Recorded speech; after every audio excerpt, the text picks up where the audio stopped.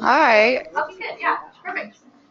Okay, so let me just make sure, what am I sharing with you? Am I sharing my screen? You are, yes. Okay, awesome. Yeah. Okay. Blythe, do you want me to turn on the lights so you can see everybody before? Or what you know what, I don't have my, like I can't see the room from my Okay, that's okay. application anyway, so don't worry about it. Just do whatever you need to do from that end. Okay, that's good. Well, I think we should definitely do a roundtable because there's lots of people here today, so that's good. Great. So this is Blythe. I'm online, everybody, of course. My name is Paxton. I'm here with the First 1000 Days Network and Mount Royal Universities. I'm Amber. I'm from CUPS, One World Child Development Center. Jan with the First 2000 Days and the Learning Collective Strengthening Families Pilot. Laura with Community Education Service and Alberta Health Services. I'm Janet Aramenko. I am helping the network in creating an advocacy report for future advocacy ahead of the provincial election. And I also work for Vibrant Communities Calgary. We're guiding the implementation of the city's poverty reduction strategy. Arpana with Boys and Girls Club. I'm Jill Koch with Cafe Institute Community Assets for Education.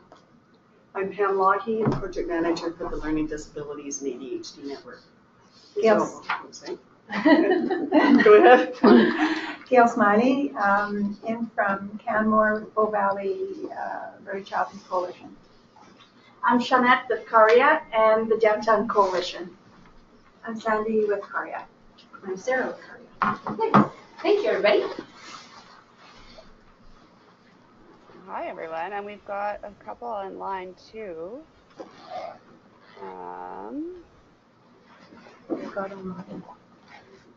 They're all muted, so I'll read them off. We've got Carolina from Deep South, and Iris. Hi, Iris. And Phil from the sunny, hot place of Arizona, and Sammy from New York. Got lots of people. That's awesome. Thanks. Okay, I'm going to jump in because there's a lot of material here. And just so everyone knows, I'm going to record this. Yeah, it's too late. Mostly so we can transcribe it and work with it after. So, can you guys hear me okay? Yes, now we can. Okay.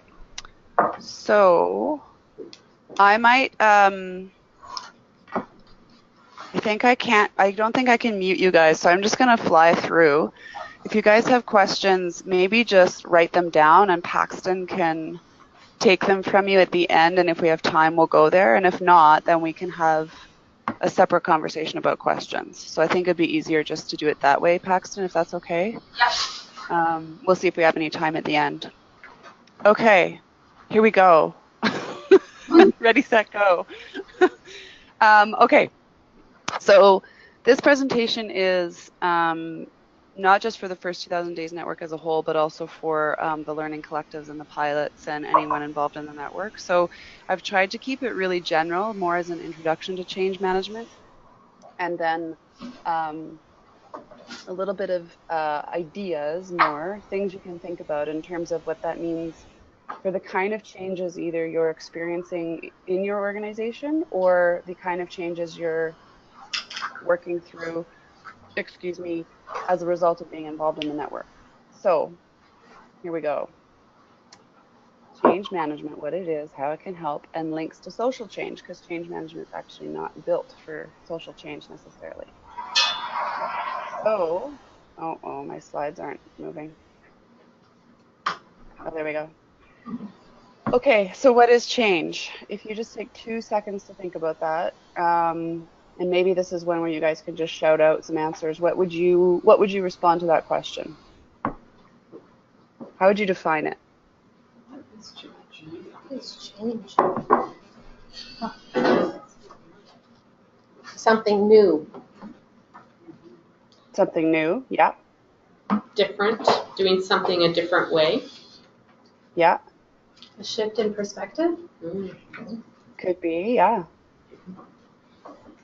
Yeah. So the fundamental process of change is essentially the process of adapting.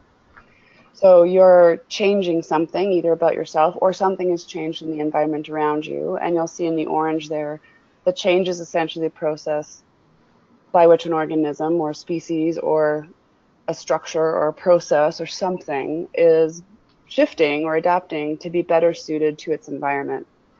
So you have to ask yourself the question, well, what does better suited mean, right? In our organizations, what is that process of adaptation? Why are we being asked to adapt? What are we being asked to adapt to? And how does that link to those sort of not just organizational level outcomes, but the actual outcomes for the client, for the people we serve? So what kind of changes are at play in order to actually drive improvement, basically?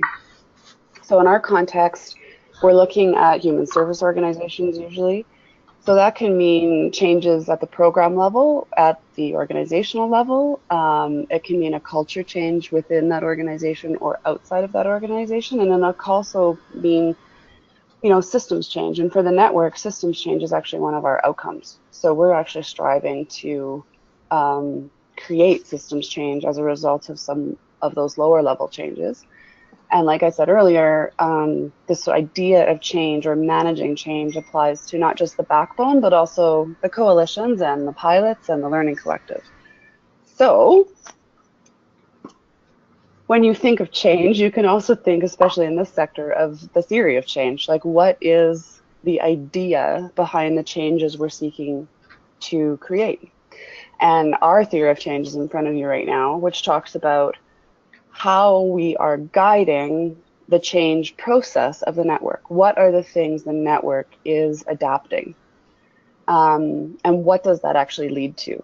And so we've talked about the idea of adaptive learning. What does that have to do with change? Behavior change, so our own behaviors, how we change ourselves in order to change the thing we're working with. Collective action as a change we would like to help support within the community, and then that systems change piece. So just trying to make the link between this big idea of what change is in terms of being an adaptation and our theory of change, which is actually this hypothesis that we're in the process of constantly testing. So now I'm going to jump into change management as a discipline and what it is, just the super, super basic. There are lots of courses you can take, and I have lots more content on change management as a thing if you're interested, but this will just give us a quick overview. So change management is often described as the people side of change. So what do people in the organization do to ensure a transition from a current state, like how things are today, and future state, where we want things to go?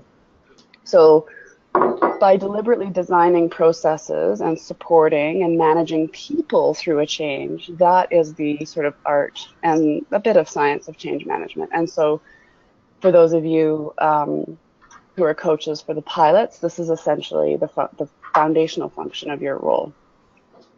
And you guys all do this in your own organizations or even with your own families or in your personal lives all the time. So change management specifically involves specific processes or techniques, ultimately to help manage the feelings or reactions of the people being affected by the change. So how can we actually, quote unquote, manage the change in a more helpful way versus a not so helpful way? That's what change management is trying to figure out. And someone pointed out to me, people change all the time, so change doesn't really need to be managed, does it? Well, changes that we choose don't need to be managed in the same way as changes that we feel are imposed on us.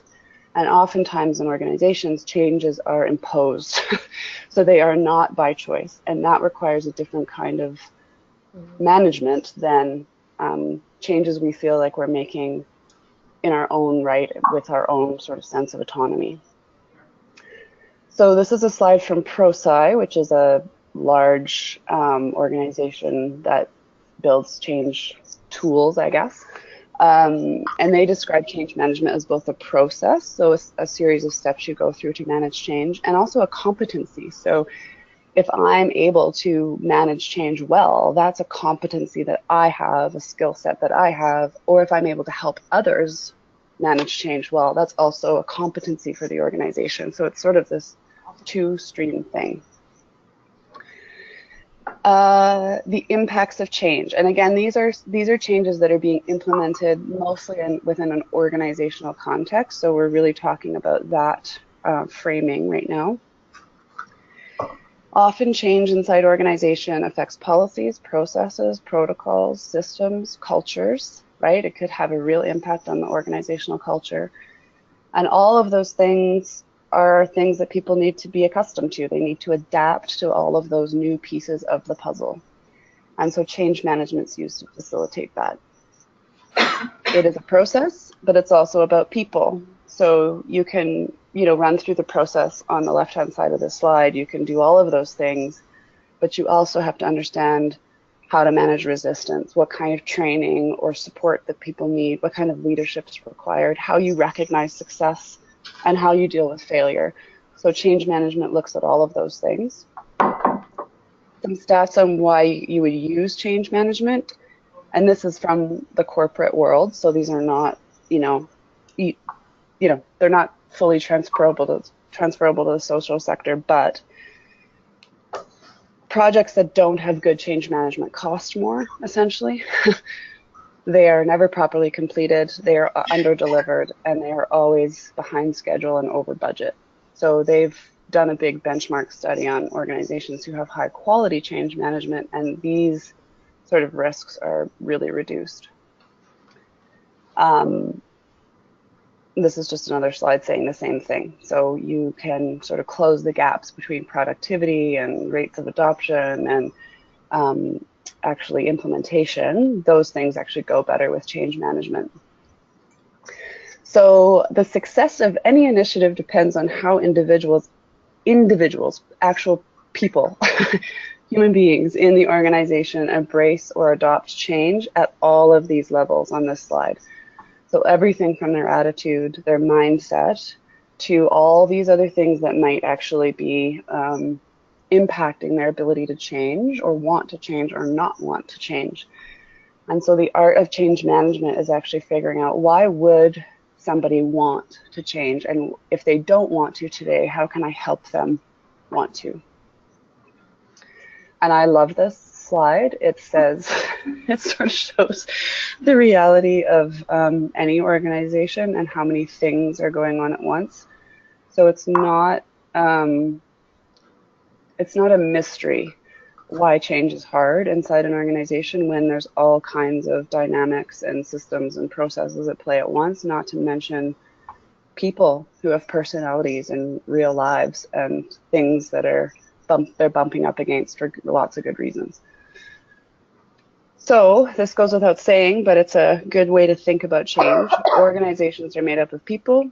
They have subcultures, teams, and interpersonal dynamics.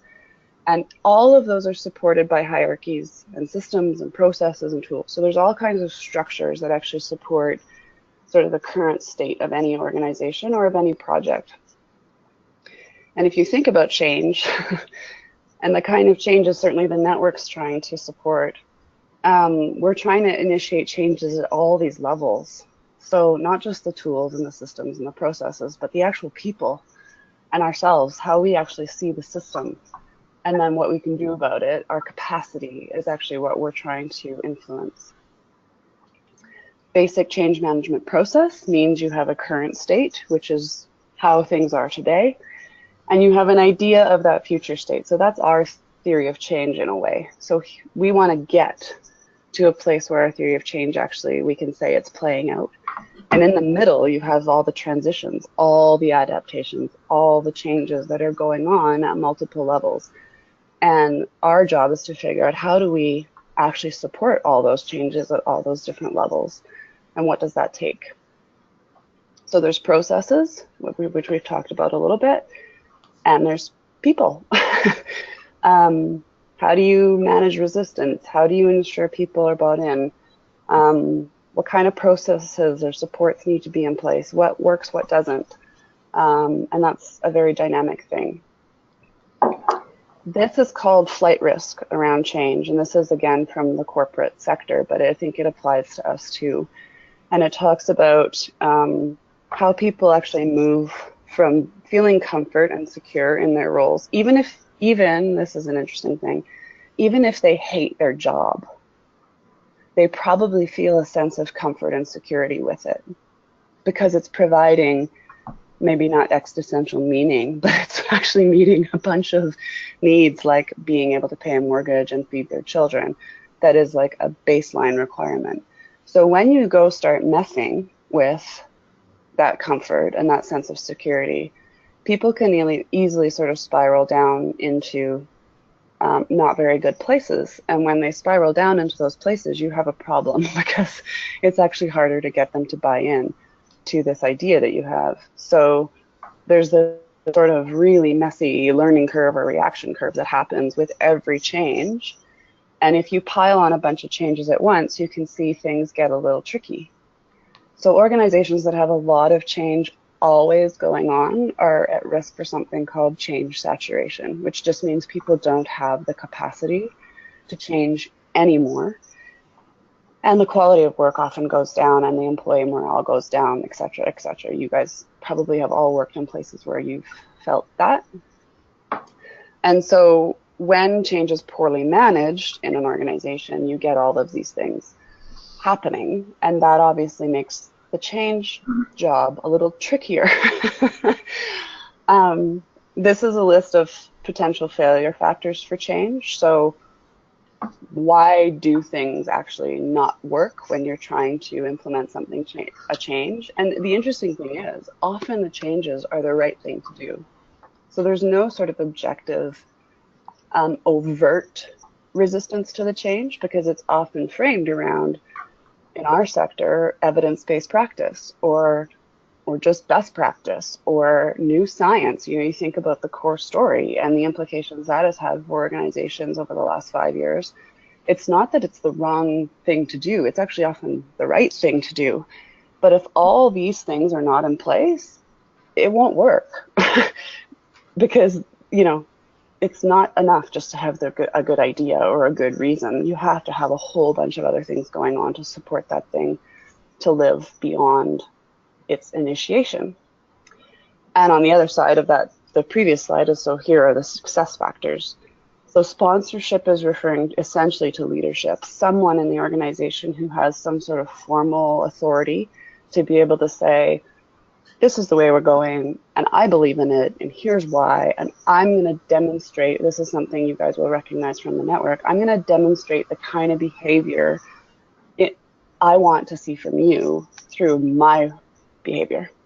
And that changes things for people. It's a huge lever. You have to have a vision for where you want to go. That goes without saying.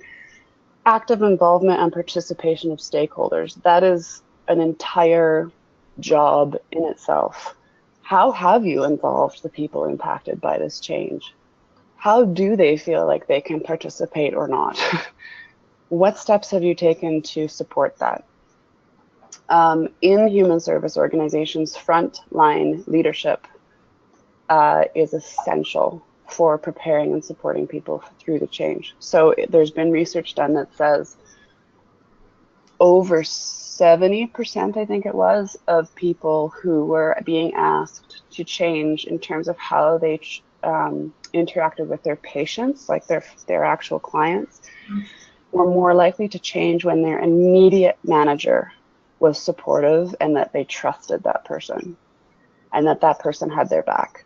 So you can have the executive talk about the vision and a good idea all you want, but if your immediate manager doesn't have your back, the chances of you changing are pretty low. And these other things, right? Figuring out how this change mixes with all the other ones going on, that's often a piece that's missed. So this just gives you a sense of the things that a change manager would pay attention to. One of the single major causes for change failure is that individual stakeholders, meaning people who are potentially impacted by the change, don't understand it. They don't know why it's happening. They don't know why it's happening now. They have no idea what's wrong with, the implication is what they're doing is wrong. And some people have been doing what they're doing for their entire career. And they don't really understand, like, if I don't actually change, like, what's the implication? Am I really gonna, like, is anything really gonna happen to me? Is the organization really gonna fail? Are my patients actually gonna know any different? Maybe not. So you have to kind of help people see the answers to these questions very clearly. The people side of change. So this is a great quote.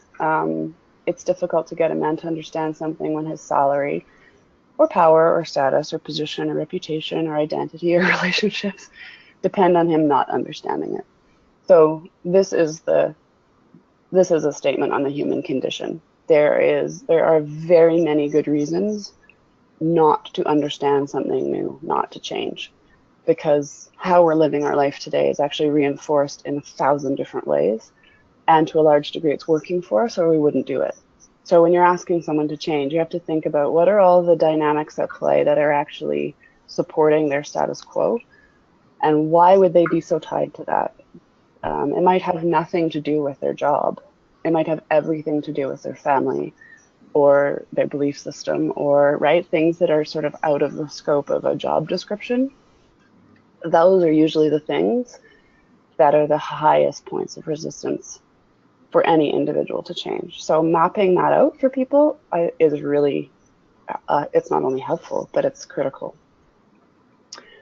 Some research, the human factor alone can contribute to a successful organizational change effort or to its failure, which goes without saying because organizations are made up of people. It's not like the organization would exist without people. But he was making the point that it's not about like technological improvements, or you're not gonna implement some great change in an organization by switching the technology, or in our case by switching the framework under which you understand child development. That's actually less important than it is to figure out how the people in your organization will react to that new thing. And like we know in the network, which we love, trust is one of the hugest factors in managing the human side of change. So how do you build trust with others? Change management is essentially about preventing, anticipating, detecting, and guiding a range of reactions from people, and caring and being deliberate enough to actually help them through that process. This is another very well-known change model, the Kubler-Ross change curve, and you'll see it's a lot like, for those of you who have psychology backgrounds, it's basically the loss curve, the reactions to loss, because change is essentially a loss. It's a loss of the current state or the status quo. You're actually losing that thing that you had comfort and security around, and you're being asked to do something else. So that has implications for leadership, which is the stuff on the other side of the slide there. The whole idea of employee participation, how you actually get people who are impacted by the change to feel like they have ownership over it. And that's actually by asking them, what do you think? Why would this work? Why wouldn't this work? Can you help us co-design the solution? That's the best way to do it. And you have to actually then take their feedback and show them how you're using it. Lots of people ask employees what they think of change or what their ideas are, and then never, ever, ever report back to those employees if they use that information or how they used it, which is about the worst thing you could ever do. So if you're going to ask people, make sure you are actually going to use the information. And if you're not going to use the information, because this is just a change that has to happen and no one has an opportunity to actually design the solution, then say so. Don't pretend that you're engaging people in a decision that's actually a directive or a top-down kind of thing. This is just a research finding on the importance of employee engagement. So 70% said that applying change management had a positive impact on employee engagement, mostly because there's clarity and focus around their role. Just a funny cartoon, I think. Lots of time we talk about engagement and don't actually do it. So it's don't be the cartoon when you're trying to engage your peers. For us, some areas we could think about, and certainly for the social sector, is funding. How does the change either impact funding, or how does funding impact the change? What kind of standards are we driving towards? So in the first 2,000 days theory of change, we actually have a common quality standard for child development that we're actually trying to drive change to. We are trying to change ourselves and our practices and our policies and our cultures, in a way, our organizational cultures, in order to meet that standard or get closer to meeting it. So that tells you something about what kind of changes are at place. And then how your organization is structured is a huge thing. So are you a network like we are? And what implications does that have? Or are you a hierarchy with a sort of conventional org chart? And how does that impact the change? Who's actually leading different parts of the organization, and who has decision-making power, and where is that power held? Those are important things to map out when you're doing a change initiative. Leadership. A leader takes people where they want to go, and a great leader takes people where they don't necessarily want to go but ought to be. I think that's the nature of certainly the kind of leadership the network strives for, is we might not all see where we want to go, and actually oftentimes where we want to go is actually not very useful, but where should we go? Where could we go? And is that a better thing to strive for in terms of helping each other drive towards the kind of change we want to see for families and children?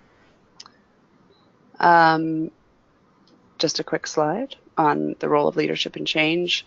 Manages resistance, demonstrates good listening. These are all things that you guys resonate with. And leaders do other things too, like provide financial authority in organizations. They often are the ones with the budget, right? They are the ones who actually bring people together and say, this is the direction we're headed. So this slide is more on conventional leadership. And this should look very familiar to everyone. This is from Darren Hicks in Denver, who helps us with a portion of our partner tool and our network analysis. And this is a slide of his based on his research around how certain kinds of processes make us feel. So a high quality process would generate the feelings of feeling valued, of feeling important, having a sense of clarity, feeling empowered, feeling fulfilled, also feeling free. So having the ability to feel authorized within a process. And a low quality process does things like fear and anger and depression and anxiety and disappointment and frustration. So if you think of this in terms of the network is as focused, even more focused, I would say, on process quality as we are on actual outcomes. We want to build processes that are on the high quality side of the equation, because that actually enables all kinds of different change. If our process is considered all these things, exclusatory, exploitative, power dynamic-y, uncertain and messy, really heavy loads, and stagnant, like we have very little chance of facilitating any kind of change. So I just wanted to make the link between change management as a discipline or as an idea, and the kind of network and high quality network development and process development that the network is trying to lead. So this slide is a really good one for that. If you have better leadership, you have better results. It's just one of those things. And the ultimate benefit for us, so if you look at change management metrics in the corporate world, they're talking about things like budget and finishing things on time and employee productivity rates and all these kinds of things. What we're looking at ultimately in human services is a benefit to the people we serve. Is what we're doing actually helping children and families? And how do we know? So that's the ultimate question, and that's the ultimate benefit of a change process within human services organizations. Quickly going to go through culture. We are all like fish in a bowl, breathing air we can't see. breathing in culture we can't discern because we're in it. Culture is essentially not the work we do, but how we do it. So this is a slide that sort of shows it's not what gets done, but the way things get done is the culture piece. And lots of you have seen this before. Culture is below the line, below the waterline. It's the belief systems, it's the attitudes, it's the baggage and the politics that we walk into the room with. That will drive culture more than any strategic plan or value statement posted on a website. You can have all those things and have a culture that's completely toxic. So good change management would actually address everything below the line. This is my favorite cartoon about change. So it says, I think you should be more explicit in step 2. Then a miracle occurs. And the miracle in change management for the kind of work we're doing is trust. And I think those of you who've been involved in the network for a long time are getting a sense of what that actually requires and how that works in different contexts. And that those trust dynamics are actually nested within our closest relationships with each other in the network, but also then between organizations and in the community, and then ultimately out into the people in the society we want to help. And we actually measure through the partner tool how open we are to discourse or discussion around issues, how reliable we find each other, and how congruent we find our messages within each other. Like, are we actually doing what we say? So our partner tool actually measures those 3 indicators to give us a sense of how well we do actually trust one another. And that should tell us something about our ability to support change processes with others. Another really important part of change is to understand the nature of the change. So is the change linear and conventional and predictable, like, one of those things that doesn't really shake the boat, but it's different, kind of? Or is the change we're looking for dynamic, emergent, unpredictable, challenges the status quo? And obviously the kind of support you need for a linear, conventional kind of change are much, much different than the kind of support and even culture you need to support the other kind of change.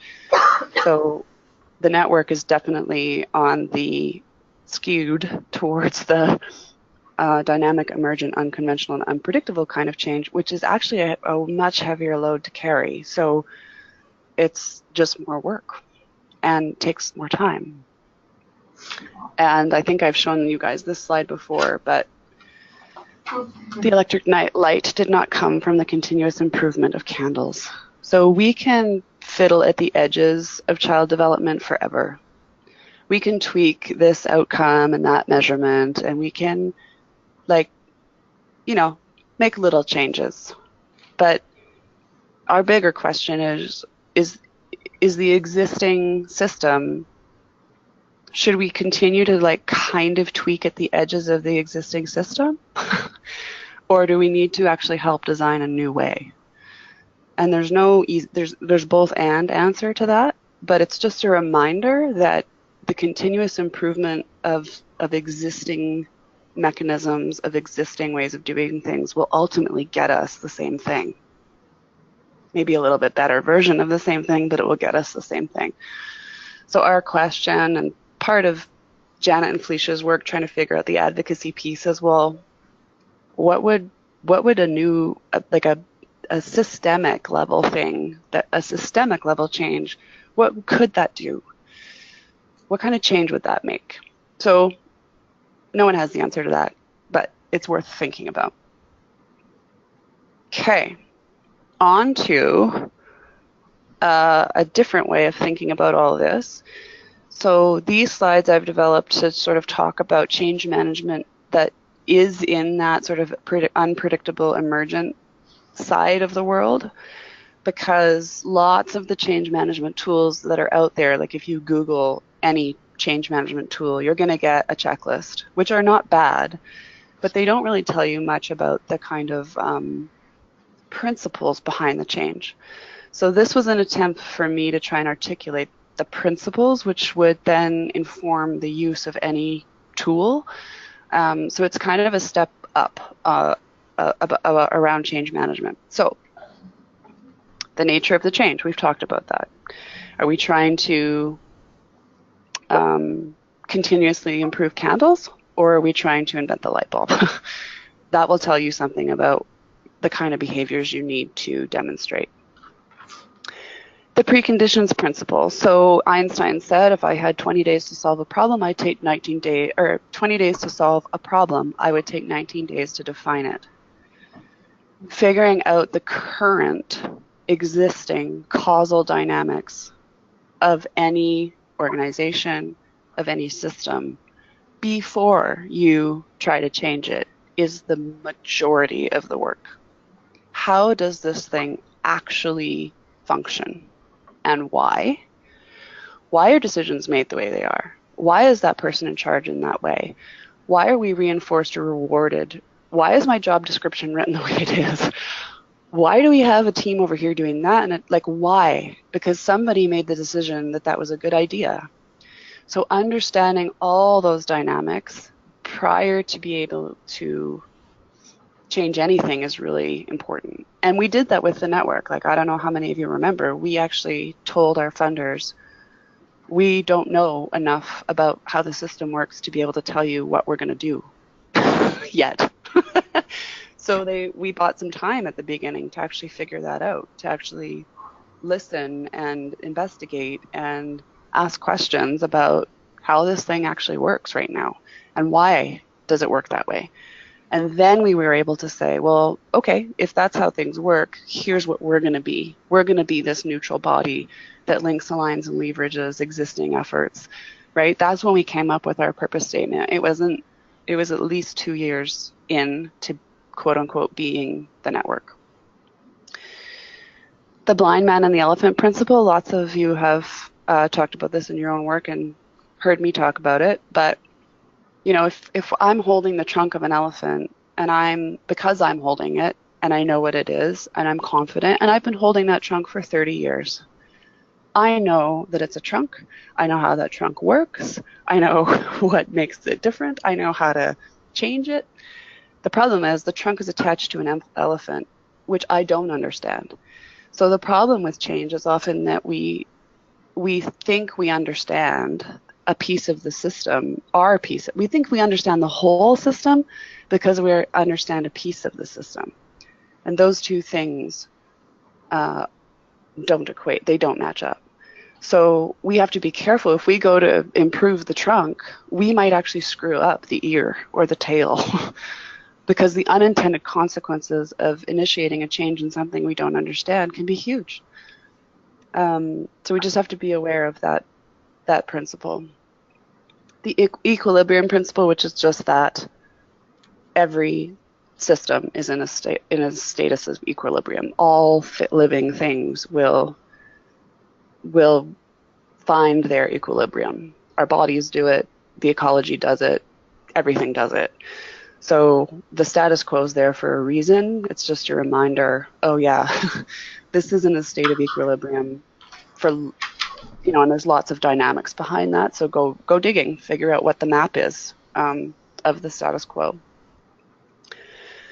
The horse whispering principle, which is just how do we relate to each other as human beings, as people?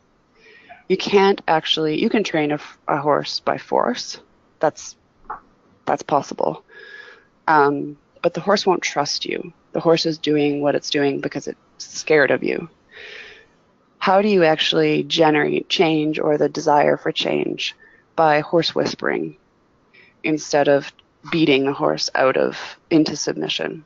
That applies to people. We need to be able to horse whisper with each other in order to have integrity.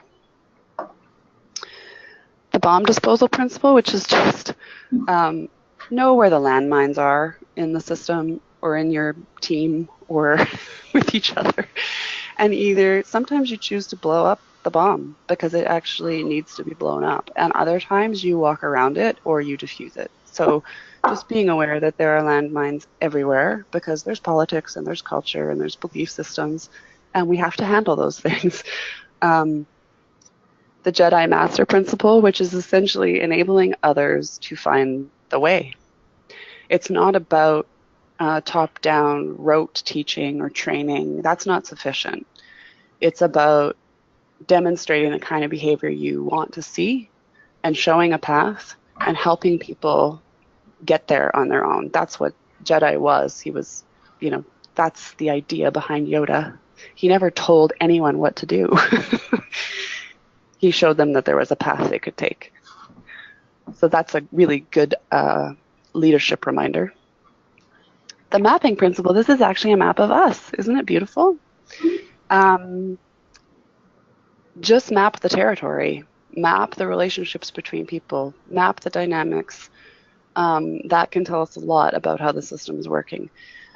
And it's certainly been valuable for the network. But you can't really understand a territory until you map it, until you look at it. And there's different kinds of maps. This is a relationship map, right? But there's also a systems map or a tools map, or, if you're thinking about the bike system in Calgary, you could actually map it according to the river, or you could map it according to the streets. There's topography maps, there's geology maps, there's road maps, there's different kinds of maps. So know what you're mapping, but actually go through the work of mapping it. The culture principle we talked about already. The trust principle we talked about already. All change is foundationally driven by the levels or lack thereof of trust. The learning principle, which is part of the network's culture, adaptive learning. You don't learn to surf on the first go. That is not a linear learning curve. This is a get up, try, fall down again, get up, try, fall down again kind of learning journey. And knowing that going in is actually hugely advantageous, because then there's a willingness to to step into that, because that's actually interesting and real learning. At least it's the kind of learning that matches the kind of challenge we're trying to face. If the challenge is dynamic and emergent, then the learning should be dynamic and emergent. And we shouldn't agree to give funders outcomes that we don't know we can get, or we don't even know if they're the right ones. We need to start pushing back to say, actually, we're not smart enough yet to tell you if we're going to be able to do this, but we want you to fund us to help figure that out. I think there's something that the network could help, especially through the pilots and the Learning Collective, to generate that kind of response and that kind of working relationship with funders. So it's a partnership, not a driving decision-making kind of power thing. And the T.S. Eliot principle, which is just an amazing quote about never stopping exploring, because as you explore and as you learn, when you come back to where you started, it's like seeing it for the first time. And it's not that the thing itself has changed, but you have changed. You have learned. You are different. And therefore the possibilities have changed. And that's really hopeful. So this principle sort of drives the dynamic of the first 2,000 Days Network. It's at the front of our evaluation strategy, and it's at the front of our capacity building strategy. It is the idea behind adaptive learning, to never stop exploring, to never stop seeking, and by doing that, building our capacity to see things differently. So these are just a little reminders. Change is about learning and adaptation. It's resisted for lots of good reasons. Our own change happens within other contexts. Our project is super emergent and dynamic and uncertain. There's lots of processes and tools you can use to guide change. I haven't gone into any of those on purpose. I wanted to focus more on those principles. We know that change involves those dynamics of trust and of culture fundamentally, and that change is needed and it's possible. And last slide, change is slow, real change. Social change is needed and it happens, but it takes time. Rosa Parks refused to sit at the back of the bus in 1955. And this year, in 2017 at the Super Bowl, there were people kneeling for the same reason, for systemic racial injustice. So we've made progress. We're not done. We'll never be done. And the same thing goes for child development. It's never going to be finished, right? There's all kinds of systemic structural reasons why this is hard, but it doesn't mean we get to stop. So that is the end, and we actually have time for questions. My goodness, it's amazing. Thank you, Blake.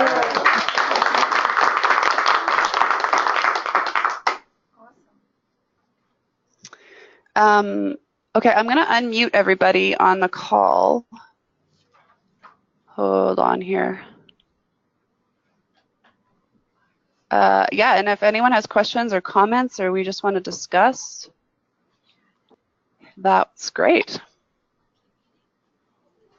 I'm still recording, by the way. So everyone on the phone, I think, is unmuted, except for Iris. You'll have to unmute yourself if you need to, Iris.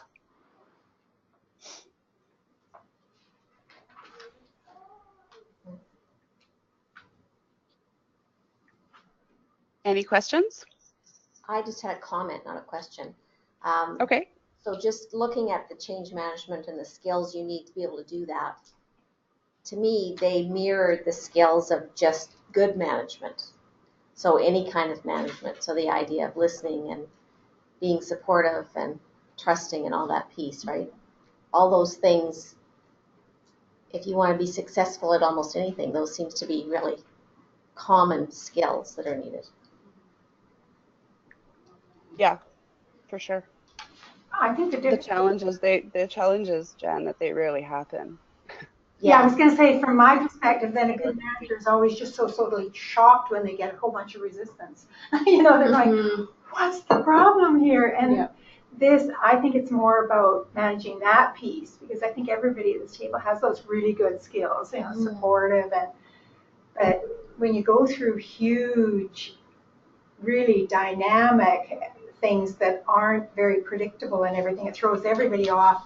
And then you can have a tendency to take it personal or to personalize the person that's resistant. This takes everything out of the personal and makes it so normal that you know, there's a reason why people are resistant. And then I loved it. I loved your last principles, which I'm sure were created by you. I think they have a lot of stickiness, like from the framework concept. Yeah, thank you. Yeah. Yeah, I've tested this presentation with one other group and of social service and human service agencies, and they really, it resonated with them too. And my challenge is I was trained in like corporate change management, right? Where there's like a binder of 9,000 tools that you can use to actually manage a change. And I'm happy to actually like share that kind of change management presentation, like training with everyone. But it's less like, it's about your ability to use the tool. It's not about the tool itself, right? So it's a bit of a hard thing to teach without people actually doing it. And for those of you in the Learning Collective or the pilots, you have a worksheet that we've given you for April 12th to fill out around different levels of change around the parental resilience piece. And that's actually an attempt, and we're happy to share that with everybody. Like that worksheet can go out to everyone on the call today. But it's an easy tool actually to think about, okay, what's happening, what's changing at different levels around something super specific like parental resilience. And what can I do about it? Or what can't I do about it? Like some things you just can't fix. But knowing what those are is actually part of the art of it, right? So yeah, anyway. I have a question. There is also a kind of an analysis of personalities related to the change or adapting change that is related to. So what kind of personalities are better at changing? Is that what you mean? Yeah, but also, for example, if we are in a team or in a group and we want to change something. So we have first to analyze the personalities of the people. So we have a different approach, or we do the change as a regular change for everyone. Yeah. Yeah, that's exactly right. I mean, and I think that's where that trust dynamic comes in, Carolina, for the network, because you don't trust someone that you don't know. You have to build that relationship and understand why someone would be the way they are, and that's fundamentally part of the work, And everyone, like someone said to me, everyone's actually really good at, like, no one would have a child ever on Earth if they were of change averse. Like, as a species, we're actually really good at change. We perpetuate the species, we have children, we marry people. Like, these are all changes that we undertake willingly. So we all have the capacity to change. What's the problem is when changes are imposed on us that we don't believe in. That might require some extra support, because sometimes we don't have a choice, right? So recognizing that actually everyone is foundationally quite excellent at change and adaptation, it's just in some contexts there are structural or cultural forces at play that make it really hard. I think it's interesting to think about like imposed change, and I don't know, when you're talking about things that we may like logically accept but not being aware of maybe some of like the fundamental assumptions we have about what that change means for us personally, or how it impacts power structures. And I don't know, I think there's things that, like, I think it's more complicated than feeling the feeling of imposition is complicated, I guess, is what I'm saying. That it's not just because you think it's a good or bad idea. Right, and so we have a great example of that, and Lana knows I share this story, so I'm not speaking out of turn. But when we decided we were going to use strengthening families as our quality standard for the network, Lana cried.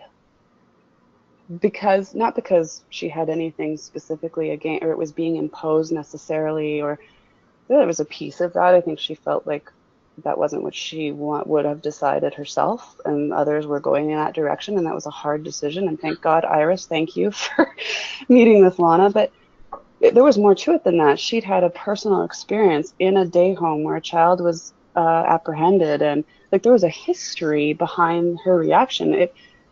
So her quote unquote resistance initially to the idea was not because of the thing. It was because of everything else that had brought her to that moment in time where we said, this is, I think, where we want to go. So that's and Lana will say, like, the journey for her to come out of that place with a community that helped her get there was extremely empowering. And she's our greatest champion for this work in a way, So, yeah, Sammy, to your point, it's not just the imposition that's the problem. It's a whole bunch of other things going on. Yeah. Hi, this is Janet from VCC, Vibrant Communities. Sorry.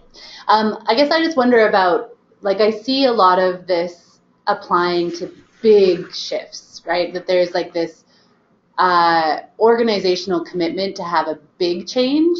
But Blythe, how do you manage like the daily pivots, right? The daily shifts of I don't know, maybe it's just my organization, but we tend to have them very frequently. Of just like, well, we're just going to try this different reporting spreadsheet, or a different tool that we're going to be using when we work with our collaboratives, for example. I had a harder time picturing these kinds of principles, or just the change principles. Those ones alone, because I see culture runs through that every day, no matter what we're doing. How and when we take lunch is impacted by culture. But can you talk about just those little micro shifts and those little micro changes that happen every day? Yeah, sure. So that would be partly linked to change competency, and what kind of adaptation capacity people in the organization have. But also fundamentally that's about culture. So there are some organizations that have a culture of chaos, or they have a culture of of instability, but in a aren't we innovative? We change all the time.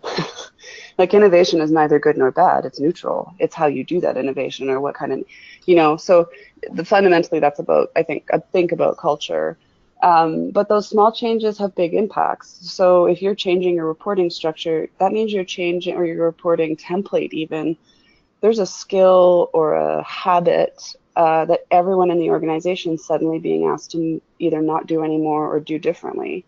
And then you ask yourself, what kind of supports do the people have to actually do that well? And did they have any say in it? And does it actually improve anything objectively, right? So there are ways of actually applying a change management process to those little changes, no matter what. And it doesn't have to be a 6-month project. It can be a week-long change management, like sprint, what they call them sprint runs. So you do a change management sprint around something really small. But it just change management is essentially a way to ask yourself, did we actually address all the dynamics of this change, and are we supporting our people to do it? It's Phil. That's the idea. It's Phil.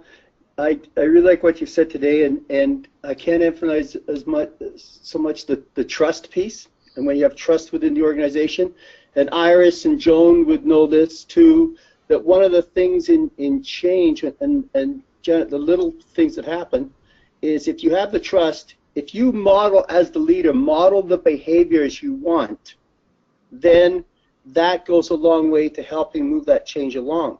So for example, just the situation where you ask the child, what happened to you, rather than what's the matter with you, is a way for others who observe your interactions and see the change you're trying to move towards, and that helps to build that connectiveness and change. The other piece of it for change in an organization is to see if you can identify who the blockers are. Because if there's a blocker to the change won't happen. Michael Fullen used to say, if you don't change the culture, you'll never change the outcome, because there will be a blocker who will stop it. And it just might even be the person who's responsible for handing out information. So that's a key too. Yeah, it's a good point, Phil. Like one of the major change tools is the stakeholder analysis. So by going through that, you actually identify who's impacted, why are they impacted, how are they impacted, what's the benefit for them to change, why might they resist it, if they resist it, what am I going to do about it, what kind of resistance are they going to bring to the table, do I have the skills that I need to be able to help them through that resistance? So the change, like a stakeholder analysis from a change management perspective, is very detailed and actually would drive a full-on change management process. So yes, resistance to change, that's what you're trying to manage. You're trying to manage resistance and increase quote unquote buy-in, which is an awful term, but that's the term that's used. So that the actual results of change are that the change is adopted and embedded and sustained, and there's a new normal. There's the future state actually becomes the current state, right? It's this cycle. So yeah, and just a note to finish, I've actually modified the entry point to change management to be about networked or systemic change versus technical small, quick changes within an organization, because I was trying to think about the kind of changes the network's trying to support and shift the discipline a bit to the right, I guess, or over a little bit. So to your point, Janet, I didn't focus on the specifics of change management at a tactical level, but all of that exists in addition to what I've showed today. So anyway. Blythe, I'm interested in your comments on the macro level, because I've seen over the last number of years, including since the Backbone started, and I hung out with people who all had the same blind spots. We were just driven around and understanding the early childhood stuff. And I know the coalitions are a great example of impact at a macro level. But it's always surprising to me, having moved to a new community, how the old myths still persist, how you sometimes think, holy smokes, are we making any progress here? When you get away from the people that all have the same blind spots and all have the same passion. And I'm interested in your comments around macro change. Are we kind of making any progress? Yeah, it's hard to know, right? Because there's so many dynamics. I mean, you could look at the picture of the football players and say no, you know, on that particular social issue. And on the other hand, yes. Like, it's just that there's always those counter forces along with the positive change. Sorry, I've got a little one here, guys. I'm probably gonna have to cut it short. Okay. Can you say hi? Say hi, everybody. Hi. Okay. Well, thanks, everyone. I'm gonna stop the recording, and if you have any other questions, please pass them on to Paxton, and we can keep talking about this. So thanks for listening. Bye-bye. Bye. Thank you. Thank you. Gail, I was just thinking about that too, at that macro level.